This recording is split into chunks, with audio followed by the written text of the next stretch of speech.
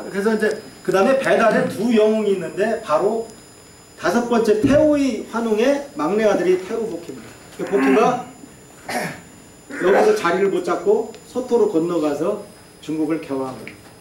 그 다음에 치우는 14번째 환웅, 18명의 환웅 중에 14번째 자오지 그 환웅을 치우라고 합니다. 얼마나 훌륭하냐? 행정수도를 중국으로 옮긴 사람입니다. 중국을 통치하려고. 행정수도, 우리나라 역사에 앞으로 과연 우리가 중국에 행정수도를 설치할 수 있을지는 참 의문입니다. 우리 전신이라고, 태양 전쟁의 신이라고. 그러니까 배달이 그러니까 만약 환단고기가 구라라는 말은 배달이라는 나라가 없어져야 됩니다. 배달이 없어지면 이 두 사람이 중국 사람이 돼야 됩니다. 그럼 제가 아까 요점 정리해드렸죠. 우리 태극기는 중국제가 됩니다. 치우는 붉은 악마가 중국 응원단이 됩니다. 그러면 중국제 국기를 갖고 저 중국 응원단이 응원하는 이 나라에서 제가 살아야 됩니까? 아니, 저는 그렇게는 못 삽니다. 그 꼴은 못 보겠습니다. 그러니까 환단고기가 황당고기다 이렇게 쉽게 욕을 할 때 자기가 무슨 말을 하는지 그 나중까지 수일기를 하고 얘기하라는 거. 앞에 한두 점만 따내는 걸 보지 말고. 무서운 말입니다, 이게. 근데 국민들이 이 얘기를, 이걸 실감하게 할 수 없는 것이죠. 그러니까 예를 들어서 저기 김은진이라는 무용하시는 분이 계신데 저분 페이스북에 보면은 무용하시는 분이 몇천 명, 몇만 명일 겁니다. 근데 저분은 예를 들어서 환곡이나 배달곡에 관한 춤을 추시더라고요. 예를 들면 악기를 부는 사람은 많아요. 내가 클래식 기타를 치는데 그 곡의 이름을 갖다가 환곡 판타지아 그렇게 질 머리가 없다는 겁니다. 우리나라는 우주하고 담쌌어요. 어느 군을 가도 우리 고장에 새나 우리 고장에 꽃은 있는데 우리 고장에 별은 있는 곳이 없습니다. 반드시 없어요. 그 다음에 이제 이렇게 보면은 저는 옛날 칵테일 같은 거 저 옛날 여의도에서 얻어먹으면서 이거 내가 이름 잘 줘줄게 술값 받지마 그럼 바텐더가 여기 보세요 그럼 불구죽죽한데 저 화성에서의 하룻밤 어때요? 영어로 해줄게 뭐 first night at Mars 아이 박사님 좋습니다.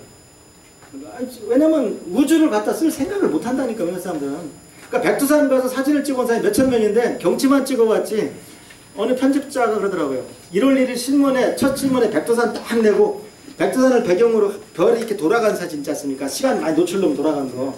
그러면 세월의 연급을 표시하고 싶었는데 별 돌아간 백두산 사진이 한 장도 없다는 겁니다. 눈에 보이는 반쪽 하늘 잊고 산다니까요. 그러니까 김영삼 대통령 취임한 날 달하고 금성이 터키 국기처럼 이쁘게 붙었어요. 그 얘기를 끝내 안 하더라니까. 그러니까 아무도 모르는 거예요. 제가 몇 개 혼자 속 썩은 게 있었나. 이게 나라 지금 현대는 천문이 상관없다는 생각들을 하는 게 문제예요. 제가 잊어버리지도 않는 게 제가 노무현 대통령께서 북에 넘어간 게 처음 날짜 잡힌 날이 8월 28일입니다. 선거 있었으니까 2007년 8월 28일. 그날 월식이 있었어요. 아니 난 참 죽겠더라고요. 그날 대통령 넘어가는데 달 뻘건 떠보십시오.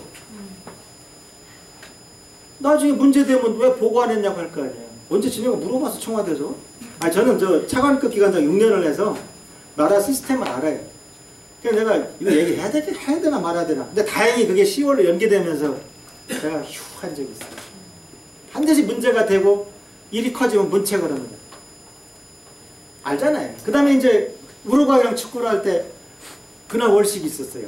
야 붉은 악마가 모여서 붉은 달이 떴으면 누군가 또 기가 막힌 사진 찍어줄 거 아닙니까? 아예 그날 비가 오잖아요. 그래서 원장실에서 내가 그냥 막 책을 집어던졌다가 화가 나가지고 아이 하늘은 왜 이거 안 도와줘. 비서가 원장이 미쳤노 왜 저러네. 대한민국에서 우루과이랑 축구한 날 저 달 안 보였다고 저 책 집어든 사람 저밖에 없을 거예요. 그게 천문대잖아요. 그래서 저 우리나라 천문대장 아무나 하면 안 된다. 진짜 저는 그래서 정말 많아요. 그래서 다시 한번 정리하면은 배달을 부정하면 태극기가 중국제가 되고 붉은 악마는 중노단이 되고 그 다음에 개천 복원운동을 하는데 이왕 없어진 거 단기 복원하지 말고 개천으로 가자. 개천으로 하면 1565년 더 붙어요. 그 다음에 개천이 단기보다 어감도 좋아요. 올해가 개천은 그러니까 3일 부치를 더하면 돼요. 그러니까 이거 어떻게 되냐? 2017에다가 3897을 더하면 돼요. 그러니까 5천 일단 뒤에 77이니까 4로 끝나겠네. 5914 정도 되겠. 5914인가? 5914 맞죠?